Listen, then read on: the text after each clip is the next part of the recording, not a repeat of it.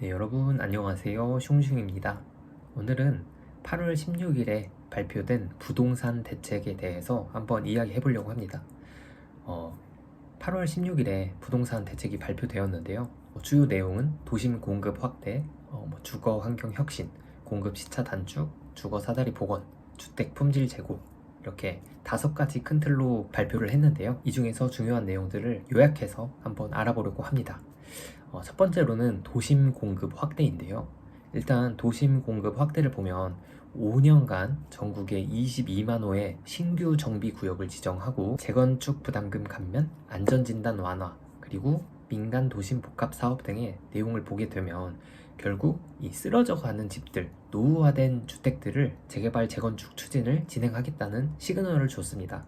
그렇지만 실제로 언제, 어디에, 어떻게 하겠다는 세부적인 내용은 없으며 큰 틀에 대해서만 이야기된 게 조금은 아쉬울 따름입니다. 서울의 경우 당장 1, 2년 동안 공급이 최저 수준으로 떨어지고 있는데 실제로 이렇게 멸실되는 주택은 많고 그에 반해 공급량은 따라가지 못하고 있습니다. 지금 당장 정비구역이 지정되고 시작을 한다고 해도 빠르면 10년에서 15년 정도가 걸릴 것으로 예상이 되는데 지금의 발표 내용은 22만 호를 신규 정비구역을 지정하겠다고 했지 실제로 지금 지정된 것이 아니기 때문에 지금 당장의 부동산 가격에 영향을 주는 내용은 아니었던 것 같습니다. 두 번째는 주거 환경 혁신인데요. 주요 수도권 부지이면서도 신규 택지를 지정할 수 있는 곳, 경기도의 외곽이면서 넓은 부지를 사용할 수 있는 곳이 될 것 같은데요.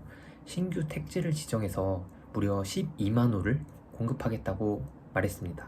서울 근처에 더 이상 지을 땅은 없고 경기도 조금 외곽에 지어질 만한 땅이 있을 것 같습니다. 그 이유는 서울에는 나대지가 없습니다.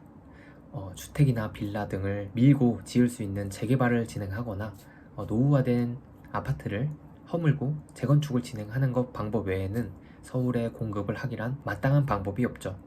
그렇기 때문에 경기도 조금 외곽 떨어진 곳에 이런 신규 택지를 지정해서 대규모 공급을 하는 방법을 생각한 것 같습니다. 그러한 신규 택지를 지정할 수 있는 곳이 서울의 접근성이 조금 뛰어난 곳이면 좋겠지만 실제로 그렇게 서울의 접근성이 뛰어난 곳에 신규 택지를 넓게 지정할 만한 곳이 없기 때문에 아무래도 조금 더 경기도 외곽에 이런 부지를 선정하지 않을까 싶습니다. GTX의 경우에는 A 노선을 24년까지 개통하겠다고 했는데요.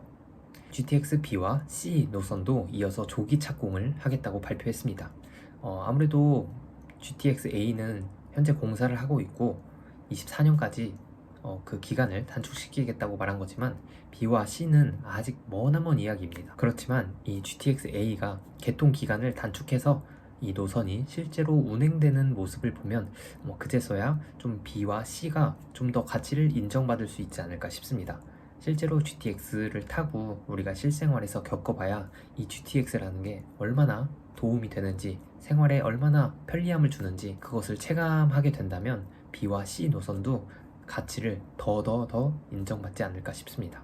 1기 신도시의 경우에는 이전에 발표했던 내용보다는 빠르게 진행되지 않을 것 같습니다. 1기 신도시가 마치 당장부터 재건축 붐이 일어날 것 같았는데요. 부동산 분위기가 조금 싹 사그러들기도 했고 정부에서 빠르게 재건축을 추진하겠다는 내용이 없었습니다.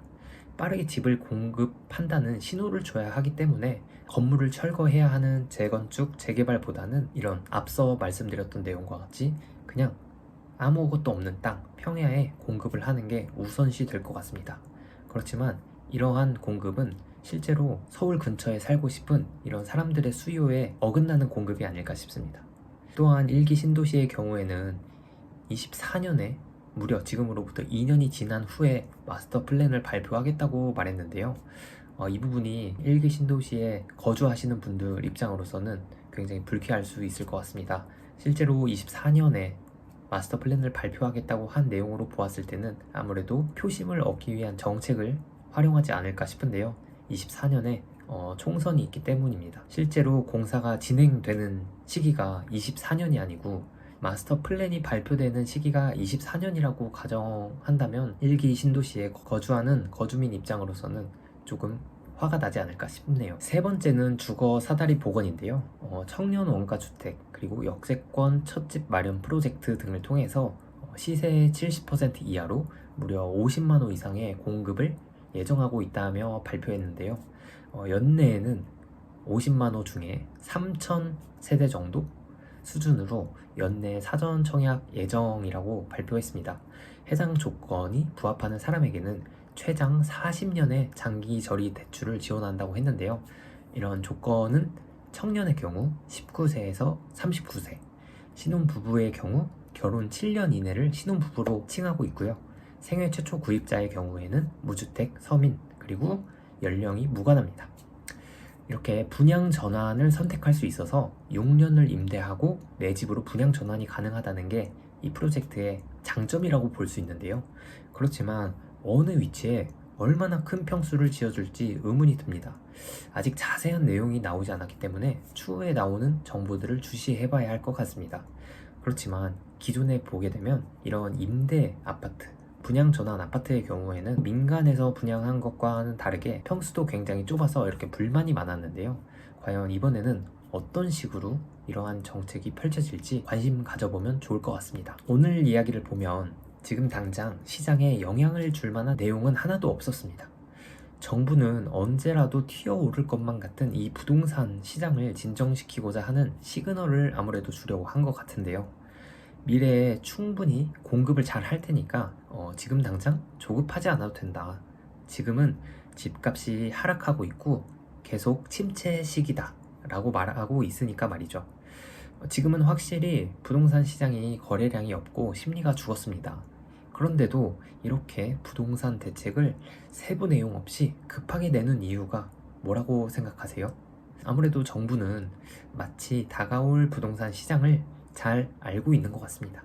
그렇기 때문에 이렇게 급하게라도 부동산 공급을 하겠다는 시그널을 주면서 사람들을 조금 더 진정시키려고 하는 것이 아닌가 싶습니다. 오늘은 부동산 대책 내용을 알아보면서 저의 개인적인 견해도 조금 말해보았는데요. 여러분들에게 조금은 도움이 되는 정보였으면 좋겠습니다. 네, 오늘 영상은 여기까지고요. 다음번 영상에서 더 좋은 영상으로 찾아뵐 테니까요. 오늘 영상이 좋으셨다면 좋아요와 구독 한 번씩 부탁드리겠습니다. 감사합니다. 안녕.